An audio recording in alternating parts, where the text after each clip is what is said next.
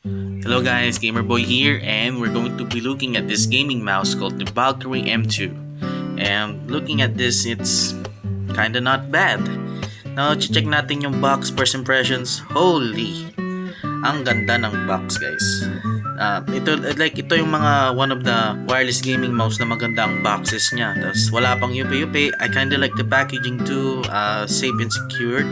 While we're at it, sabihin ko sa inyo yung tatlong versions ng Valkyrie M2.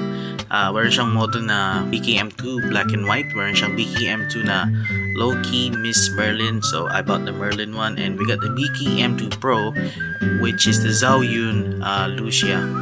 I don't know, but yeah, those are the versions yun, yung mga models niya.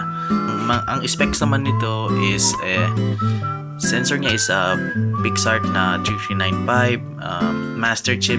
Actually guys, I don't know what a master chip is, but I'm just going to say this.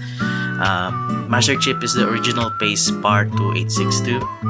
Okay, ang poly rate niya hanggang 1000 to 8000 Hz, and you know, I kinda like it.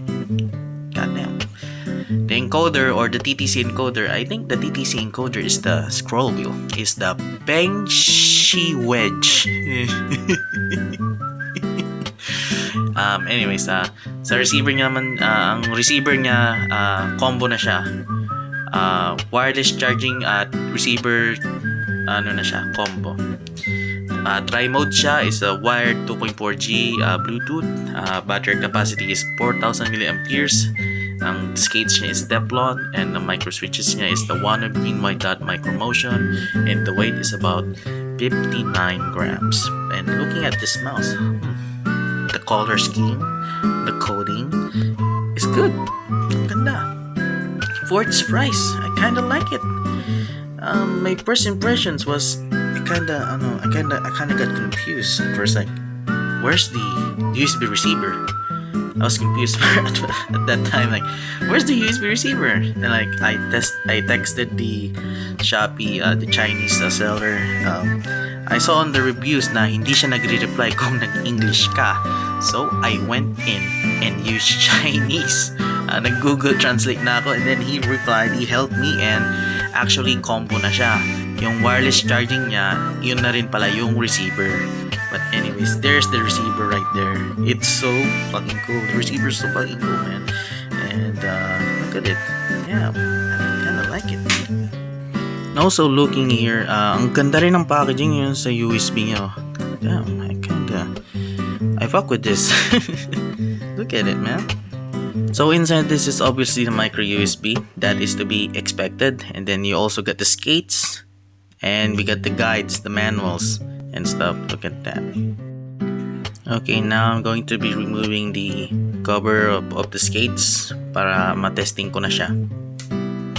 So I just finished testing the mouse. Now let's look at the software. The software is kinda good, not gonna lie. So, but first things first, I had trouble finding the software for this, but madali lang sa i-search nyo lang Valkyrie M2 driver, and then you can also search on the box. May nalagay doon na Valkyrie.cn, which means, you know, China. Now looking at this, yeah, I kinda like the software. I fuck with this software. It looks so cool. Marami siyang talo niya pa yung software ng AG159, tapos Attack Shark X3. Para sa akin lang, mas talo niya. Right now, nag-download ako ng polling rate tester app, and I'm trying to reach 8K true wireless, but I can't seem to reach it. So I tried retesting it with the my mouse, the Aqua AG1, one of my mouse that can reach 8K, and yeah, it can reach 8K wirelessly. But for the Valkyrie M2 wireless mouse, I can't reach it. Reach lang 7879, but still, you know, kung gusto nyo talagang 8K na wireless gaming mouse, hindi ko may sasuggest sa inyo ito. See, I redid it with 1000. I can reach 1000 Hz real quickly. Para sa akin, binili ko lang naman to for aesthetic wise. So yeah, I still like this mouse. This is like one of the mouse na nag-shatter ng expectations ko. Kasi sabi ko, wow, another Chinese mouse. You know, parang nawalan ako ng energy, kasi yung AG159, hindi niya na yung expectations ko. Kasi tapos uncomfortable din siya sa aking palm. So parang nang hinaing ako dito sa mouse na to kasi iba ang shape ng mouse na to eh. But if you look at it, paired with the X3, X11, Ako AG1, and the Pantec Aria XT7, I think this one is what you call an ergonomic shape. Kasi if I use it with my left hand, but anyways, hindi naman ako left-handerist, so ok siya talaga para sa mga right-hand users ng mga mouse, you know. So yeah, this is, akala ko pangit to para sa kamay ko, but it's actually comfortable. I've been playing with it for like 2 hours, 3 hours, and it's so good. Kaya ang masasabi ko lang guys the Valkyrie M2, maganda siyang mouse, wireless mouse. Actually, it's on sale now for 1,800. Much more better than AJ159, the one that I reviewed last month, I think so.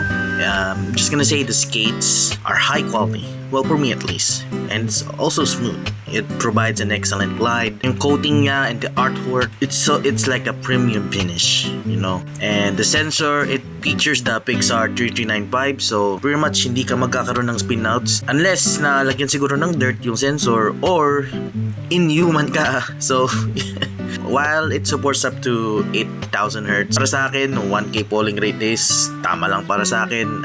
The shape and grip, perfectly suited siya para sa right-handed users katulad ko, and making it incredibly comfortable.